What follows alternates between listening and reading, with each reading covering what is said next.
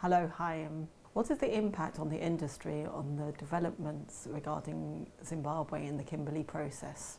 The Kinshasa decision to allow the exports from Aranja was historic and good for the industry, and I tell you why. Diamonds are almost like water. You can't stop it. We were facing in the main centers with a lot of smuggled goods and others that is no good. For the transparency for the industry, for the better of the industry, to have everything come in officially, to have everything being traceable, have everything transparent, is always better than any of the alternatives. Chaim, there were a lot of references to changing the definition of a conflict diamond to incorporate human rights issues. Do you think that's something that's necessary, implementable? Let's make one thing abundantly clear. There's not a single decent human being that is not concerned about human rights. This industry is certainly concerned about human rights, and human rights are important to us, and we don't want human rights problems, not in the diamond areas and not in other areas. I mean, that is the simple truth. The Kimberley process is a regulatory system monitoring the movements of rough. It's basically a kind of customs organization with an extra check on the goods and verification that trade that goes to one place indeed is received on the other place, etc.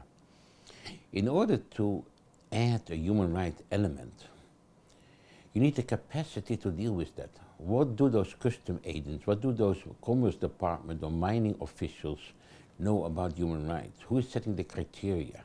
Human rights is a tremendous difficult subject. I'm all in favor of doing everything to improve human rights in every diamond center, in every source country. I think Kimberley should do what it's supposed to be doing, and I think it's doing it fairly well. The question is the Kimberley process the correct vehicle to make those changes? What effect do you think the predicted shortages of supply of diamonds will have upon the industry? I think we're exaggerating the shortages.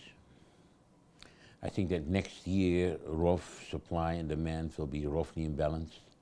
I think that worldwide we'll probably need around 16.5, $17 billion of rough. I think that's good. It's good in the sense that on the short term we won't see great fluctuations in prices. But we won't have this disastrous constant increases, 27% the last year, 28% the previous year or whatever.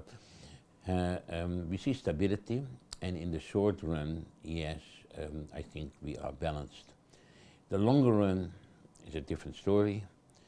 Yes, there may be shortages, but all depends on how you define the demand side.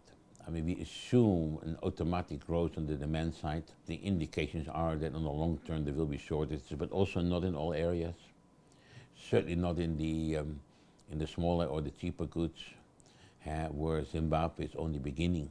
At the moment, I think Zimbabwe is already good for about 10% of the world supply, but it will be more. In the better, the high quality goods, there will probably be more shortages. How do you think the prices of rough diamonds and polished diamonds will be reconciled in the future?